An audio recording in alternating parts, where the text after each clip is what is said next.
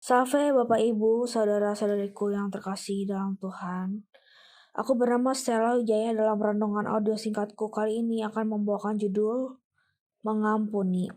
Selamat mendengarkan. Pernah suatu ketika aku mendapatkan mimpi. Mimpinya itu, aku kan sebagai guru dulu rohku diundang ke acara perkawinan.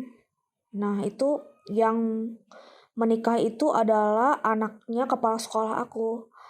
Nah, udah gitu kan aku datang ke aula seperti berkumpul ramai-ramai orang pada saat aku naik ke pelaminan untuk menyelamati mereka, mempelainya dan orang tuanya ya. Aku salaman dengan mempelainya, semuanya lancar. Ketika aku sampai kepada orang tuanya mempelai itu, yaitu kepala sekolah yang undang aku itu, salaman aku nggak dibalas sama sekali, nggak disambut, dan dia hanya diam, hening, tidak bereaksi apa-apa. Lalu aku pun terbangun dari tidur aku. Begitu aja mimpinya. Aku pun merenung lagi, ternyata ini masuk tema. Aku teringat topik pengampunan ini, teringat ayat dari ini yang berkata, kalau misalnya kita tidak bisa mengampuni sesama kita, Allah Bapa di surga tidak mengampuni kita. Ya istilahnya gitu. Kalau aku sendiri gak bisa berdamai dengan samaku, gimana aku ngasih selamat ke seperti bapak kan itu ya, orang tua tuh seperti bapak gitu. Nah itu kepala sekolah aku jadinya gak disambut. Jadi aku juga istilahnya jadi gak diampuni seperti doa bapak kami gitu ya.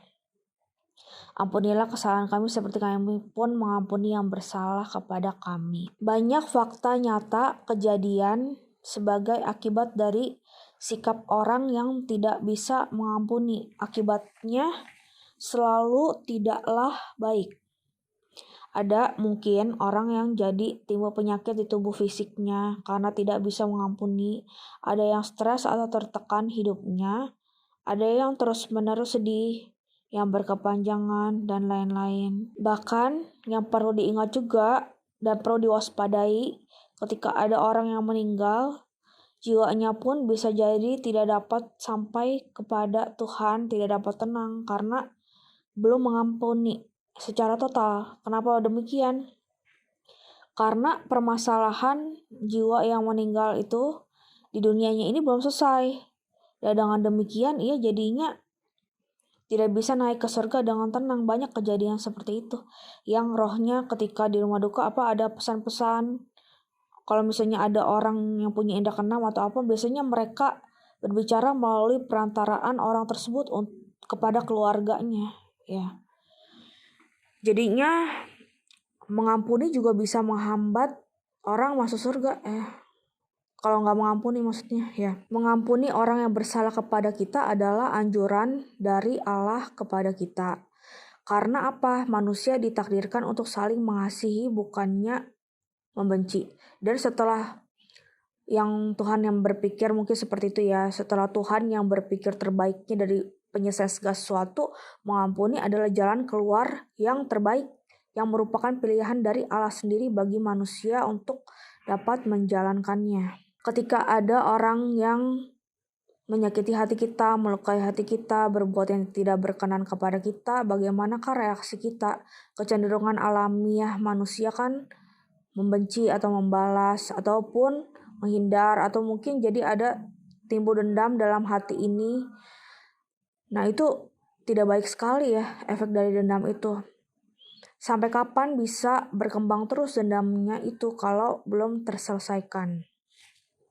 Salah satu penyelesaiannya, kata teman kuliah aku ya, pernah menanya, kalau misalnya rasa benci, rasa stres, rasa konflik segala ketidaksesuaian di pikiran kita kan baru sampai di kepala ya. Kalau belum sampai ke hati itu masih bisa teratasi, masih bisa energi negatifnya kebuang lagi gitu kan ya. Tapi kalau udah sampai ke hati, menetap bencinya dan berkembang jadi dendam dan mengakar terus, itu tidak baik ya.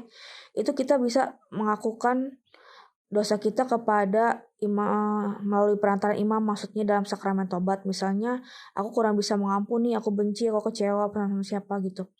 Kalau misalnya ke orang begitu apa, nah itu setelah hati kita nyaman, terus sakramen tobatnya, setelah hati kita merasa nyaman dan tenang, nah berarti udah selesai tuh rekonsiliasi yang baik bagi diri kita sendiri ya kan.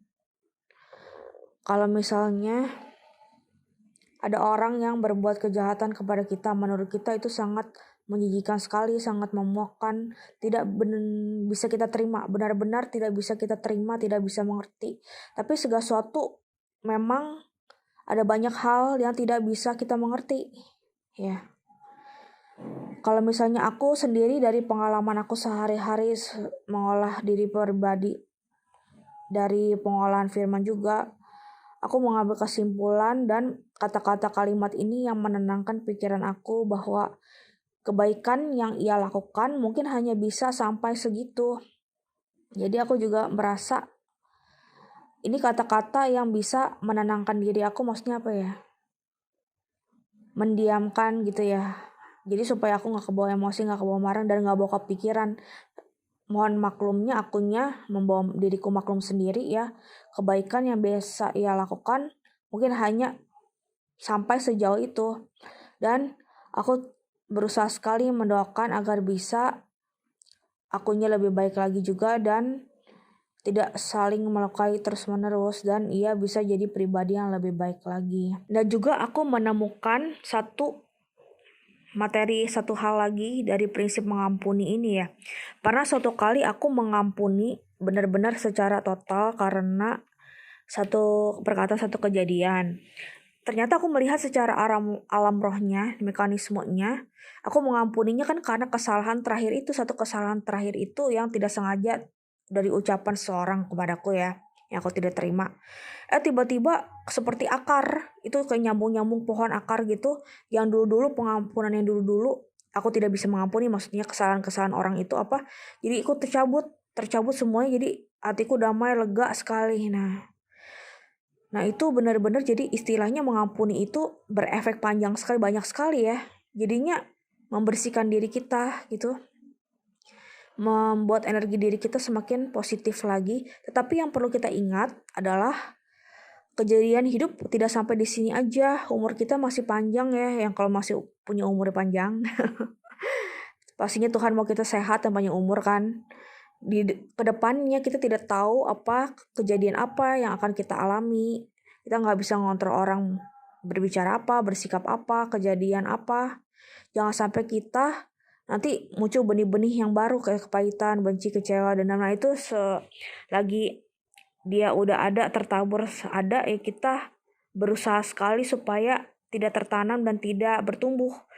Kalau misalnya ada benih seperti itu gimana, kita singkirkan, lepaskan. Jadinya mengampuni dengan cara yang sedari awal mungkin.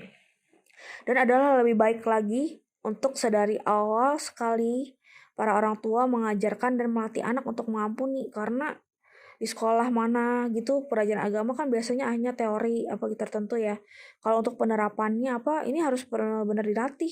Perlu dilatih sekali, bukannya karena orang tua sengaja ini ngomong jahat ke anaknya biar dia ngampuni. Tapi misalnya nggak sengaja dia ada kejadian apa di teman-temannya, kenapa? Sedari kecil ini perlu dilatih. Kalau orang dewasa nggak ada pondasi, nggak ada latihan rohaninya mengampuni, kaget tiba-tiba orang begini begitu, kejadian macam-macam dialami, supaya mental tidak terguncang dan supaya tetap teguh berdiri dalam prinsip pribadi, pikiran, pola pikir yang benar, aku tidak kenapa-napa. Haruslah kita mempunyai nilai rohani seperti mengampuni ini yang sangat amat penting ya. Ya demikianlah pesan kesan aku. Aku sekarang sudah lebih sukacita dan mempunyai buah roh lagi, buah-buah roh yang lain lagi. Dengan demikian, kalau misalnya kita mengampuni, dengan demikian kita bisa lebih merasakan damai sejahtera dari Allah Bapa yang melampaui segala akal kita, memenuhi pikiran kita dalam anaknya Tuhan Yesus Kristus. Puji nama Tuhan, terima kasih banyak sudah mendengarkan. Demikianlah renungan aku. Tuhan memberkati kita semua. Amin.